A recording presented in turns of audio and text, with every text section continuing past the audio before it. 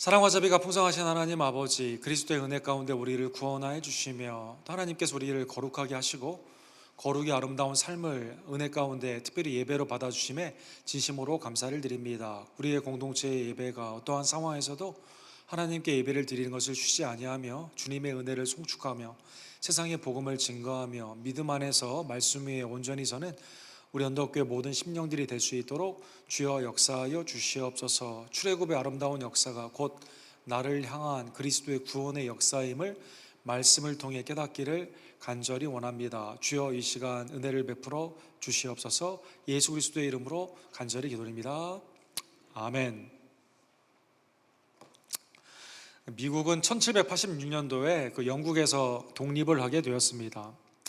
100년이 되었던 1886년도에 구스타프 에펠이라는 사람이 에펠탑을 프랑스에서 만들었던 사람인데 100주년이 되는 프랑스의 선물로 스태츄 오브 리버티, 앨리스 아일랜드라고 불리우는 이민자들이 들어오는 뉴욕 앞에 있는 항구에 거대한 상, 램프를 들고 있는 자유의 여신상을 1886년도 100주년이 되는 독립 기념일에 이렇게 만들고 이것을 이제 설치하게 되었죠.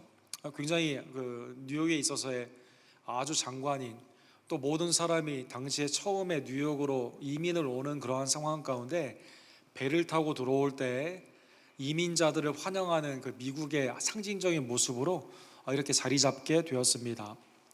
거기에 이제 자유연상을 보게 되면 상이 있고 밑부분이 이렇게 받치는 스탠드가 있는데 거기에 자유의 여신상이 상징하는 미국의 모습이 무엇인가 시가 있습니다. 시를 쓰신 분은 엠마 라자레스라는 여자 시인이신데 그 시의 내용을 잠깐 살펴보게 되면 이렇게 되어 있습니다.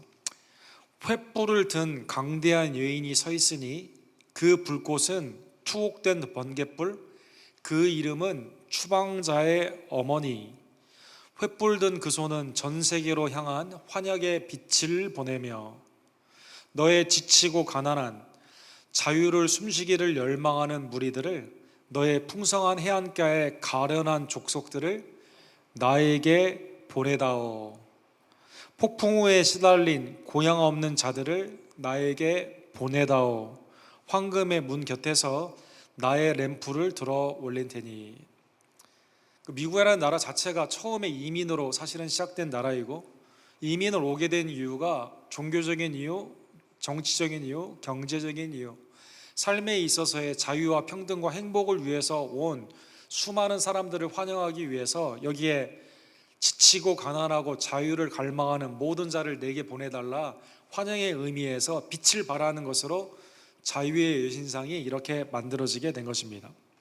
그러나 지금은 자유의 여신상이 빛으로 들어오라고 하는 게 아니라 이렇게 돼 있다라고 해서 들어오지 말라, 오지 말라 이렇게 말합니다. 특별히 새로 이민국 정책이 바뀌게 되면서 오는 10월 달부터는 재정적인 확실한 보장이 있지 아니하면, 또 직장이나 아니면 학교에 있어서의 특별한 스폰서가 있지 않으면 들어오지를 않는 그러한 상황 가운데 우리 어르신들 미국에 많이 오시게 되었을 때 100불만 가지고 왔다 이런 얘기 많이 하시고, 자수성가에 사실 미국의 산업을 일으키는 많은 일들을 하셨는데 지금은 이제 거의 불가능한 그러한 상황이 되었습니다. 이민을 환영하기보다는 너희 고향으로 가라, 여기에서 태어난 아이들에게도 그렇게 말을 하는 시대가 된 것이죠.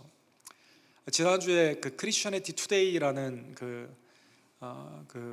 기독교 잡지에서 이렇게 돼서는 안 된다, 특별히 미국 이민국 담당자가 지치고 가난하고 자유를 갈망하는 자는 유럽에서 오는 사람들에게만 해당된다 이렇게 말을 해서, 그러면 예수님이 미국에 비자를 신청하면 들어올 수 있냐? 못 들어온다는 거죠. 이렇게 가서는 되지 않는다, 이런 얘기가 있습니다. 램프를 들었던 그 빛, 환영의 빛, 수많은 사람들에게 자유를 주기 위한 그 빛이 미국에서 점점 사라지는 그러한 모습의 시대에 여러분과 저는 살고 있는 것입니다. 오늘 본문은 하나님의 영광의 빛에 관련되어 있는 말씀입니다. 모세는 하나님에게 다른 걸 원하는 게 아니라 하나님의 임재 가운데 하나님의 영광을 보기를 원했죠.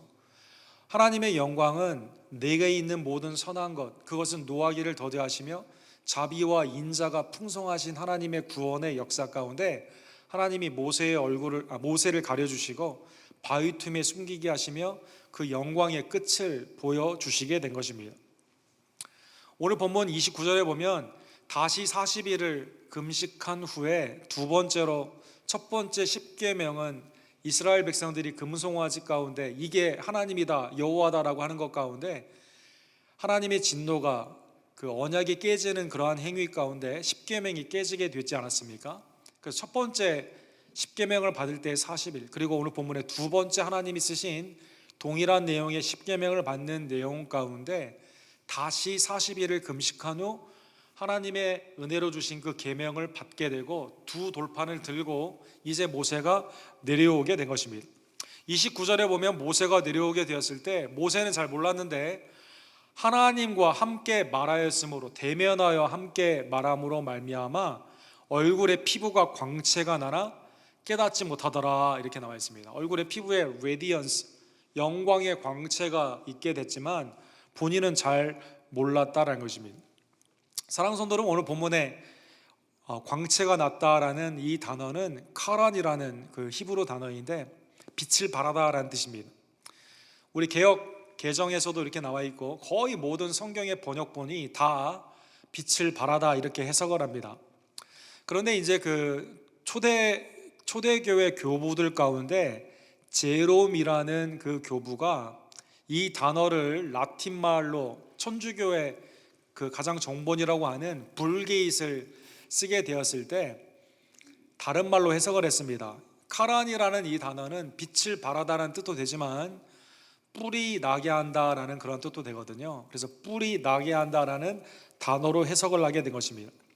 천주교가 주류를 이뤘던 종교개혁 이전의 모든 그림들을 보게 되면, 그리고 그 이후에 천주교의 불게잇 그 라틴 말로 보는 성경을 믿는 그 사람들의 그림을 보게 되면 이 모세의 머리가 뿔이 나 있는 그 그림들이 많이 있죠. 대표적인 게 그 미켈란젤로가 만든 모세의 그림이 있는데, 프린트물에 여러분 혹시 있으면 보실 수 있는데 모세가 이렇게 뿔이 나 있습니다. 그러니까 이 사람들이 봤을 때는 깜짝 놀라죠. 머리에 뿔 난 건 사탄인데 이상하다 이렇게 생각할 수 있죠. 그런 뜻이 아니라 머리에 뿔이 나라라고 이 단어가 해석될 수 있기 때문인 것입니다. 나중에 샤갈이라는 사람이 그린 모세 십계명을 받는 그 그림도 모세가 이게 뿔이 나 있는 이 모습이 나와 있습니다. 하나님의 이 땅에 표현되는 영광의 임재가 광채, 레이, 그러니까 레디언스로 나타날 수도 있지만 구원의 뿔로 나타날 수 있는 이 두 가지의 복수의 의미를 이 단어가 가지고 있기 때문인 것입니다. 그래서 여러분 모세의 그림이나 조각상에 뿔이 나 있다고 해서 나쁘게 생각하지 마시고 다른 해석이구나 이렇게 생각하시면 되겠습니다. 예를 들면 시편 18편 2절에 다윗이 하나님을 표현할 때 이런 표현이 있어요. 여호와는 나의 반석이시여 내 요새시여 나를 건지시는 이시여 나의 하나님이시여 내가 그 안에 피할 나의 바위시여 나의 방패시여 나의 구원의 뿔이시여 이렇게 되어 있습니다. 나의 산성이시로다. 나를 구원하신 하나님의 은총, 그걸 나에게 뿔을 주셨다 이렇게 표현하게 되는 겁니다. 한나가 사무엘을 받게 되었을 때 그 기도 가운데 하나님의 나에게 구원의 뿔이다. 누가복음 1장 16절에도 하나님의 구원의 역사를 표현할 때 우리를 위하여 구원의 뿔을 그의 종 다윗을 통해 주셨다 이런 말씀이 나와 있습니다. 하나님의 영광이 어떠한 빛으로 나타내는 것도 있지만 뿔로 나타내는 경우가 있습니다. 그러나 오늘 전체 말씀의 앞뒤 문맥 그리고 신약에 있어서의 해석을 보게 되면 뿔보다는 오늘 개역개정에 이렇게 번역에 나와 있는 것처럼 이 단어는 광채로 번역하는 것이 더 합당하다라고 볼 수 있습니다. 하나님의 영광은 광채로 성경에 보면 18번 더 많이 언급되어 있기 때문인 것입니다. 하박국 3장에 보면 3장 3절과 4절에 그의 영광은 하늘에 덮었고 그의 찬송이 세계에 가득하도다. 그의 광명이 햇빛 같고 그의 광선이 그의 손에서 나오니 그의 권능이 그 속에서 감추도다. 하나님을 의인화시켜서 하나님의 손에서 광선이 나오게 되는 거죠. 램프를 들었던 자유여신상에서 빛이 나오게 되는 것처럼 또 그 카툰이나 여러 가지 이제 그림 같은 데 보면 손에서 이게 기운이 나는 것을 빛으로 표현하게 되는 것처럼 하나님의 손에서 구원의 광선, 영광의 광선이 이렇게 나오게 되는 것입니다. 그래서 오늘 본문에 모세가 하나님과의 깊은 교제 가운데 하나님의 영광이 그에게 임했다라는 것을 의미하는 뜻에서 영광의 광채가 얼굴에 이렇게 나타나게 된 것입니다. 그런데 오늘 본문에 모세가 십계명을 들고 내려오게 되면서 얼굴에 광채가 나니까 30절에 보니까요, 아론과 온 이스라엘 자손이 모세를 볼 때 모세 얼굴에 피부에 광채가 남을 보고 그에게 가까이 하기를 두려워했더라. 이 광채가 나는데 가까이 가기를 두려워했다는 것입니다. 사랑하는 성도 여러분, 우리가 어떤 분이 피부에 어떠한 미용이나 아니면 시술을 받게 되었을 때 얼굴이 막 화장이 잘 되거나 아니면 그랬을 때 환한, 그랬을 때 우리가 얼굴을 가까이 보잖아요. 야, 너 무슨 기쁜 일 있냐 이렇게 말할 때도 있고, 야, 너 무슨 화장품을 바꿨냐 이렇게 말할 때도 있고, 야, 너 요즘 유행하는 그 LED 쓰고 그래가지고 광선이 너한테서 나오는 것 같다 이렇게 말하는 경우가 있고, 얼굴에 광채가 나면 그 사람에게 관심을 더 갖게 되는데, 여기에서 얼굴에 모세에게 나오는 광채는 사람들을 그 뒤로 물러가게 하는 두렵고 무서운 감정을 주게 되었다는 것입니다. 오늘 본문의 이 내용을 통해서 그 신학자인 더글라스 무라는 분이 계십니다. 라스트 네임이 MOO 무예요. 제가 신학교에 있을 때 이분이 우리 신학교 오게 되었는데, 제가 이분을 잘 몰랐을 때, 야, 혹시 이분 한인 2세 아닌가 무 해가지고, 근데 이제 루터란 목사님이십니다. 트리니티에 오래 계시고 지금은 위튼에 계신 분인데, 이분이 이제 두 가지의 질문을 여러분과 저에게 하기를 원하죠. 왜 모세의 광채, 하나님의 영광의 광채를 보았을 때 두려워했을까? 사람들은 두려워했을까? 로마서 7장 9절에 보면, 전에 율법을 깨닫지 못했을 때는 내가 살았더니 계명이 이름에 죄는 살아나고 나는 죽었도다.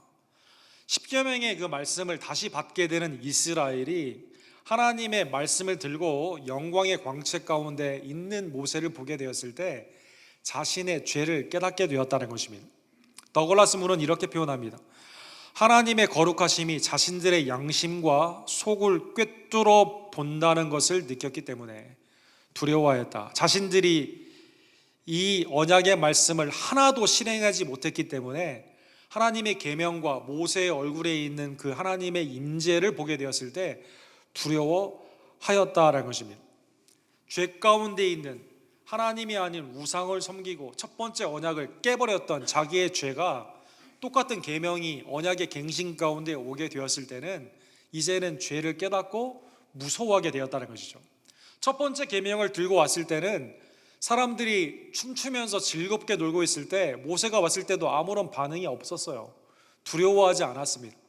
그러나 지금은 하나님의 언약을 깨고 레위인을 통해 하나님이 심판을 하시고, 그리고 우상을 섬긴 죄가 얼마나 큰 것인가를 깨닫게 되고, 나도 그 우상 가운데 참여했다는 죄를 말씀 가운데 확연히 깨닫다 보니 주님의 임재 앞에 두려움과 무서움으로 무서워할 수밖에 없었다는 것입니다.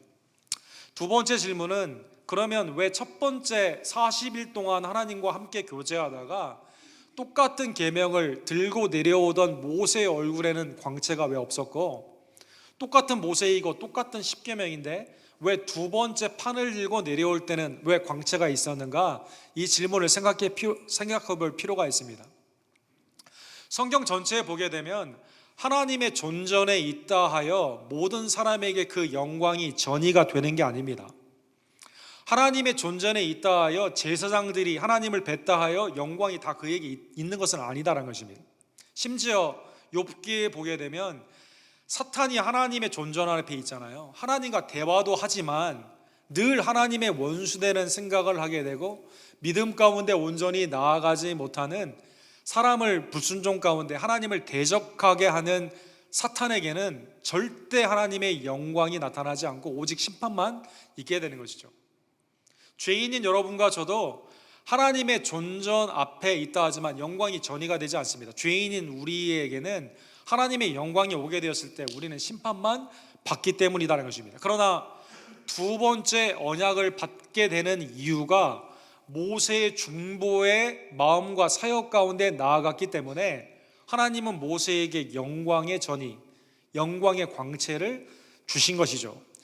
출애굽기 34장 9절에 보면 주여 내가 주께 은총을 입었거든 원하건대 주는 우리와 동행하소서. 이는 목이 뻣뻣한 백성이니이다. 우리의 악과 죄를 사하시고 우리를 주의 기업으로 삼으소서. 모세가 우상을 만들고 섬기는 데 참여하지 않았지만 모세는 이스라엘 백성들을 대신하여 하나님 앞에 죄를 사해달라고 중보자로 그가 나아감으로 말미암아 하나님께서 그에게 중보자의 표상을 주시기 위해 영광의 광채를 그에게 주신 것이다라는 것입니다. 사랑하는 성도 여러분, 모세는 하나님의 은혜 가운데 이 백성들은 다 멸하고 자기를 위해 새로운 하나님의 백성을 시작하고 했을 때 생명책에서 자기를 지워달라고 말을 하게 됩니다. 즉 자기의 죄 때문이 아닌 백성의 죄를 대신하여 자기가 하나님께 죄인으로 죄 사함의 은총을 구하고 있다는 것입니다. 하나님은 그를 통해 다시 한번 언약을 갱생하고 중보자로 나아가기를 원했기 때문에 하나님께서는 그 영광의 광채를 허락하여 주시게 된 것입니다. 언약의 중보자로서 모세가 한 일은 하나님 앞에 죄사함을 구했을 뿐만 아니라 오늘 본문에 보면 하나님의 그 말씀을 그대로 전달하여 주셨습니다. 31절과 32절에 보면 모세가 회중을 부르게 됩니다. 그리고 이렇게 말합니다. 모세가 여호와께서 시내산에서 자기에게 이르신 말씀을 다 그들에게 명령했다, 이렇게 나와 있습니다. 하나님 앞에 온전히 나아가는 삶이 무엇인가? 하나님의 뜻 가운데 살아가는, 이제 하나님의 택한 백성으로 살아가는 언약의 백성의 삶은 무엇인가를 모세는 그대로 다 가르쳤다는 것입니다. 특별히 34장의 내용에 보게 되면 모세가 가르쳤던 내용을 세 가지로 분류해 볼 수가 있습니다. 첫 번째로는 이방인과는 어떠한 언약도 하지 말라는 것입니다.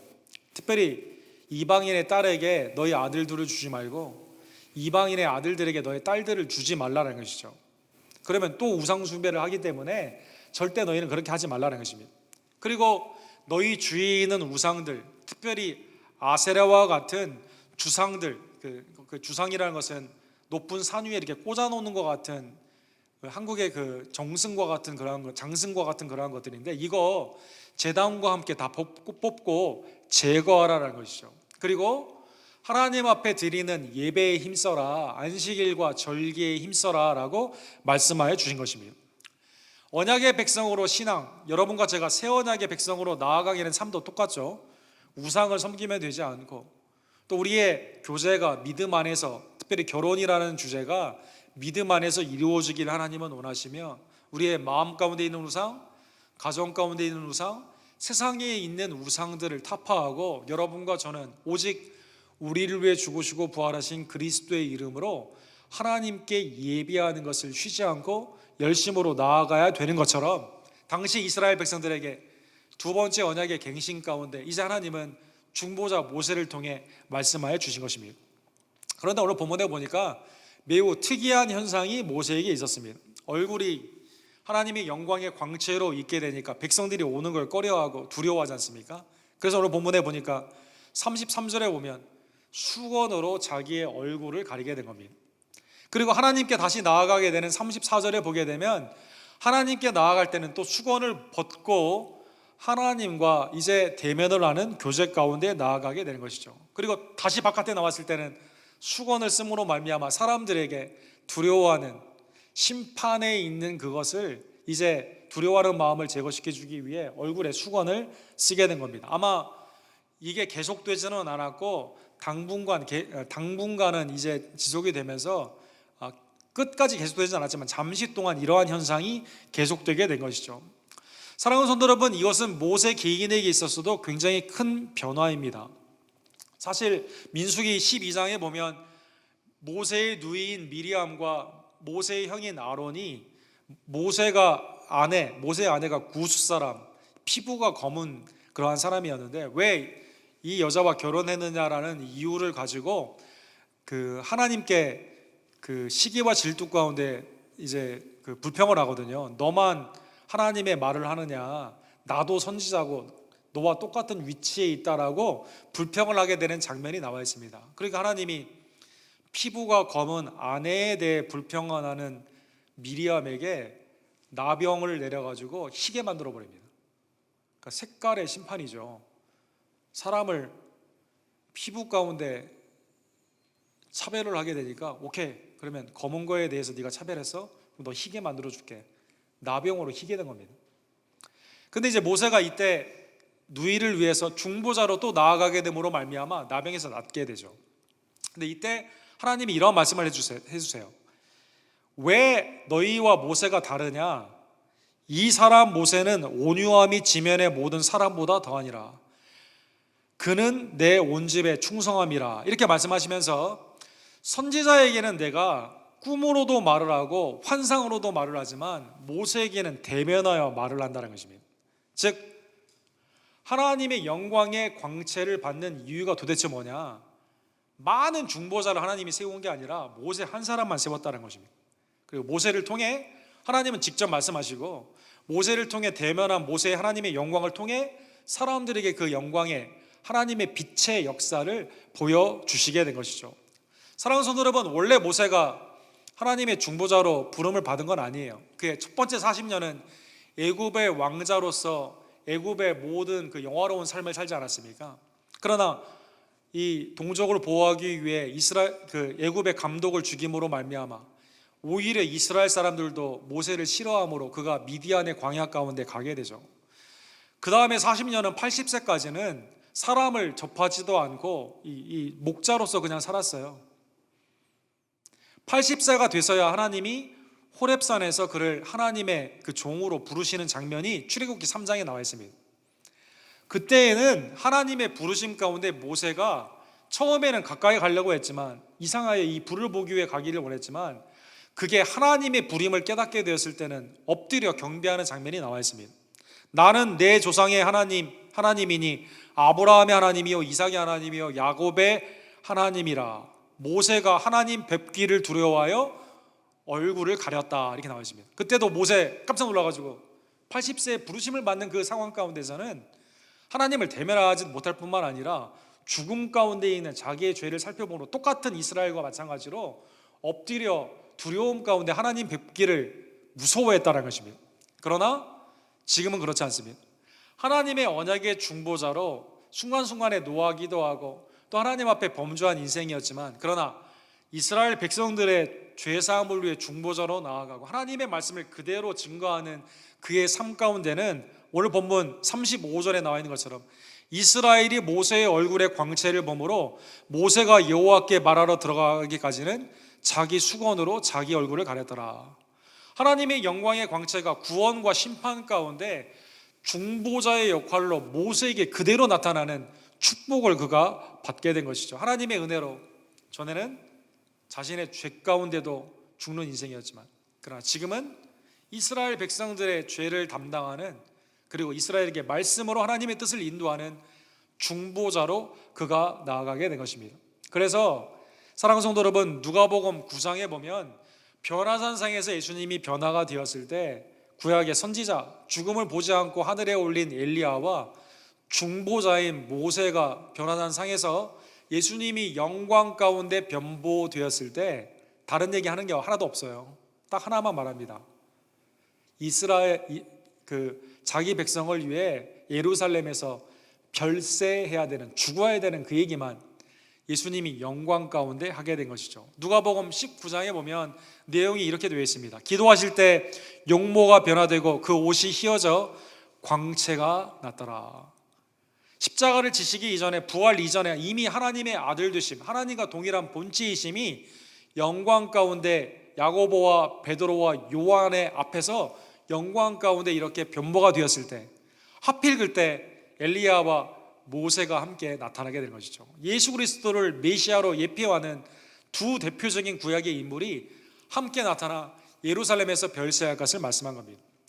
이것을 바라본 오늘 본문에 보면 모세가 자기는 잠깐의 영광 가운데 얼굴에 영광이 있었지만 나중에는 또 없어지게 되잖아요. 사라지게 되지 않습니까? 그래서 모세가 두 번째 세대에게 신명기 18장 15절에 보면 다음에 하나님이 나와 같은 선지자를 딱 한 명을 이렇게 세우시는데 너는 그의 말씀을 잘 들어야 된다, 이렇게 말씀하시죠. 내 하나님 여호와께서 너희 가운데 내 형제 중에 너를 위하여 나와 같은 선지자 한 명 하나를 일으키시니 너희는 그의 말을 들을지니라. 사랑하는 성도 여러분, 모세 이후에 선지자가 얼마나 많이 있습니까? 모세가 말한 그 선지자 한 명은 누구냐? 그 말씀을 반드시 들어야 되고 그 말씀을 들음으로 말미암아 구원을 받는 그 선지자가 누구냐? 딱 한 명의 그 중보자가 누구냐? 그분은 곧 예수 그리스도이시다라는 것입니다. 사랑하는 성도 여러분, 누가복음 9장에 아까 변화산상에서 변모가 되었을 때 하나님이 변화산상에 같이 있었던 베드로, 자기가 부지 중에 장막을 3개 지읍시다라고 말했던 베드로와 요한과 야고보에게 뭐라고 말하죠? 이는 내 사랑하는 아들 택한 자니 너희는 그의 말을 들을지어다, 이렇게 말씀하십니다. 중보자의 말, 영광의 임재 가운데 우리가 해야 될 일은 뭐냐? 내 생각, 세상의 풍조, 또 대적하는 모든 것들을 버리고 그 중보자의 말씀을 그대로 듣는 것이, 그의 말씀을 그대로 받아들이는 것이 우리가 살 길이며 우리가 구원을 받는 길인 것입니다. 사랑하는 성도 여러분, 예수 그리스도의 광채는 모세의 광채와는 완전히 다릅니다. 예수 그리스도의 광채는 잠깐 있다 사라지는 그러한 광채가 아니라 영원 가운데 있는 하나님의 광채이신 것입니다. 고린도후서 4장 6절에 보면 하나님의 본체 광채이신 예수 그리스도께서 마치 흑암에서 빛을 창조하신 하나님의 창조의 역사처럼 여러분과 저를 죄와 사망에서 새로운 피조물로 하나님의 자녀로 구원해 주시는 역사를 하셨습니다. 어두운데 빛이 빛이라 말씀하셨던 그 하나님께서 예수 그리스도의 얼굴에 있는 하나님의 영광을 아는 빛을 우리에게, 우리 마음에 비추셨느니라. 우리 마음은 다 만물보다 부패하고 더럽고 추한 죄와 사망 가운데 있는 시커먼 우리의 아무것도 보이지 않는 희망이 없는 그 마음에 하나님이 빛을 비추심으로 말미암아, 어떤 빛이에요? 고린도후서 4장 6절에 보면 그 빛은 예수 그리스도의 얼굴에 있는 하나님의 영광을 아는 빛이다. 하나님의 영광을 아는 빛을 하나님이 재창조로 우리에게 허락하여 준 겁니다. 히브리서 기자는 예수 그리스도는 하나님의 영광의 광채시요 그 본체의 형상이시라. 그의 능력의 말씀으로 만물을 붙드시며 죄를 정결하게 하시는 일을 하시고 높은 곳에 계신 지극히 계신 이의 우편에 앉으셨느니라. 주님이 하나님의 영광의 광채로 우리에게 오셨는데 놀라운 역사가 우리 가운데 있는 거예요. 빛을 우리에게 비춤으로 말미암아 우리의 죄가 사함을 받게 되는, 그리고 우리의 죄를 정결케 해줄 뿐만 아니라 하나님의 우편에 앉아 계셔서 우리를 위해 기도하심으로 우리의 삶, 만물을 지금도 지탱하고 계시는 것입니다. 사랑하는 성도 여러분, 우리가 구원을 받았다는 뜻은 그리스도를 통한 구원의 빛을 받았다, 성경은 그렇게 말씀하십니다. 또한 우리에게 주신 그 하나님의 빛은 잠깐 있다 사라지는 게 아니라 또 하나님의 그 빛 가운데 나아가는 것을 두려워하는 마음이 아닌 영원한 빛으로 우리 가운데 지금 역사하고 계십니다.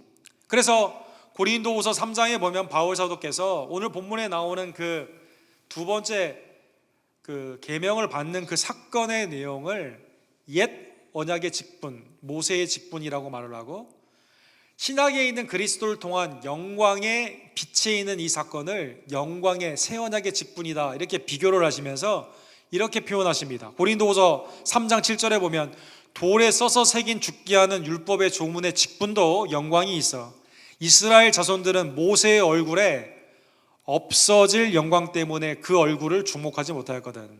율법도 하나님이 선하게 주신 거기 때문에 그걸 함부로 보지 못했어요, 사람들이. 그런데 율법은 한계가 있죠. 죄를 깨닫게 하고 그리고 예수 그리스도께로 인도하는 역할을 하시지만 율법 그 자체가 구원은 아니다라는 것입니다. 그런데 여러분과 저에게 율법이 아닌 복음, 율법에도 영광이 있었지만 더 큰 영원한 영광이 있는 이 복음 예수 그리스도를 주심으로 말미암아 영광의 빛이 우리에게 왔을 뿐만 아니라 우리가 빛을 받을 뿐만 아니라 그 빛을 가지고 나아가서 예수 그리스도를 증거하는 빛의 역할을 하는 영광의 직분을 우리가 받은 것입니다. 그래서 18절에 바울 사도께서는 이렇게 말씀하십니다. 우리가 다 수건을 벗은 얼굴로 거울을 보는 것 같이 주의 영광을 보매 그와 같은 형상으로 변화하여 영광에서 영광에 이르는 곧 주의 영으로 말미암는 것이니라.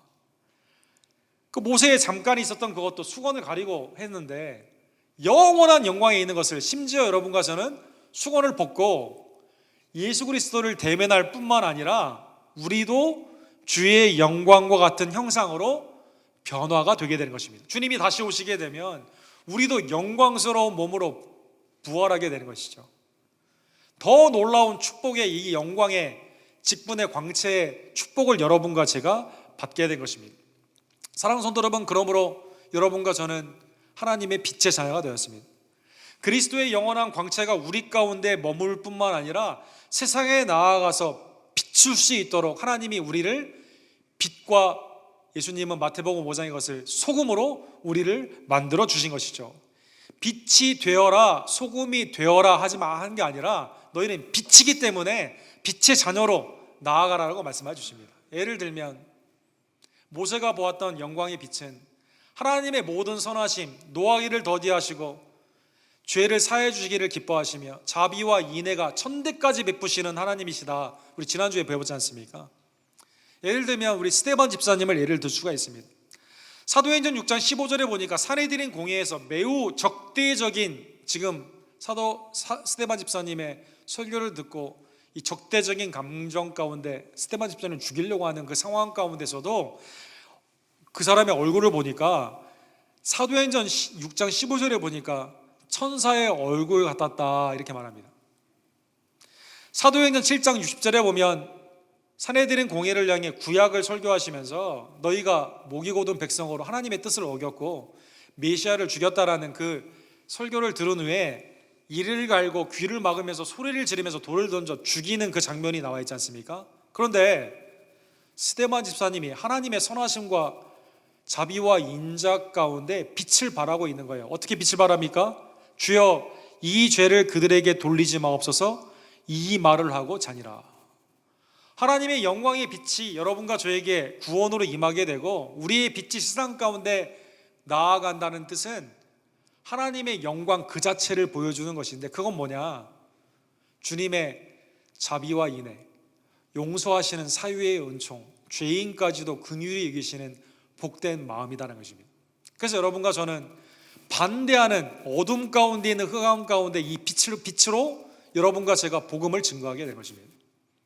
또한 마태복음 5장 16절에 예수님은 산상수훈에 이렇게 말씀하셨습니다. 이같이 너희 빛이 이미 그리스도 안에서 여러분과 제가 빛이 되었거든요. 하나님의 영광을 발하게 되는 일어나라 빛을 발하라라는 그 하나님의 놀라운 축복을 받았거든요. 그래서 사람 앞에 비치게 하여 그들로 너희 착한 행실을 보고 하늘에 계신 너희 아버지께 영광을 돌리라. 너의 그 빛인데 그 영광의 빛, 복음의 빛, 사랑의 빛을 나아가서 비추라라는 것입니다.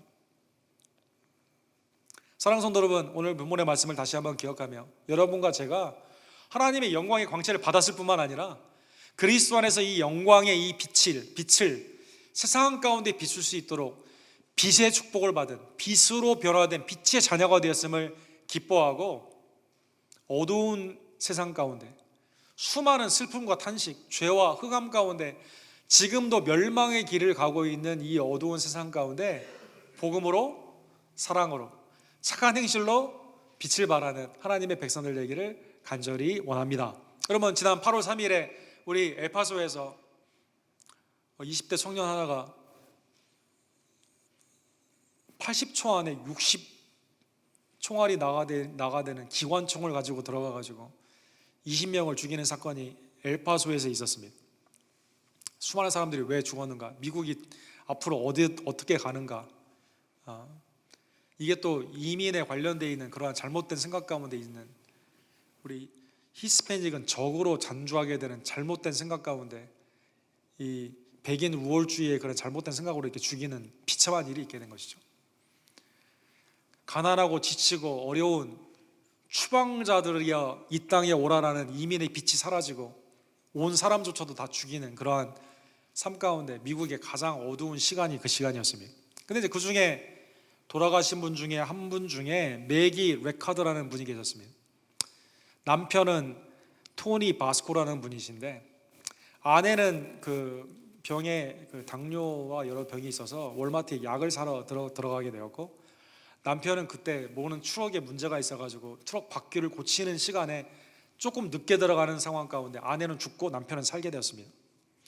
근데 자녀가 없어요. 친척도 아주 멀리 해외에 있는 한 두세 명 되고 뭐 친척이 없는 상황 가운데 장례를 치러야 되는데, 남편이 죽은 아내를 치러야 되는데 혼자 치러야 되는 겁니다. 그래서 평소에 교회를 열심히 다니지는 않았다고 합니다. 그래서 전에 몇 번 갔던 라페스 페이드 처치라는 교회, 내가 교회에서 장례를 칠 수가 있느냐, 근데 식구가 아무도 없다, 혼자 치러야 된다 하니까 그 교회 목사님과 성도들이 걱정하지 말라고, 그 교회에서 이제 장례식을 지난 금요일에 치르게 되는데, 그 교회 담임 목사님이 페이스북에 엘파소의 피해자 중에 이런 분이 있는데 우리 교회에서 장례를 치르니까 식구가 아무도 없으니까 오실 분은 오시라, 페이스북에 이렇게 올렸어요. 그래서 이제 장례를 치르게 된 겁니다. 금요일 날 장례를 치르는데 사람들이 밖에 나가 보니까 줄을 쫙 서 있는 거예요. 네. 1200명 참여했다면 1200명. 이 교회 설립 이후에 제일 많이 왔다고 합니다. 네. 화환을 전국에서 600개 이상을 보냈다고 합니다.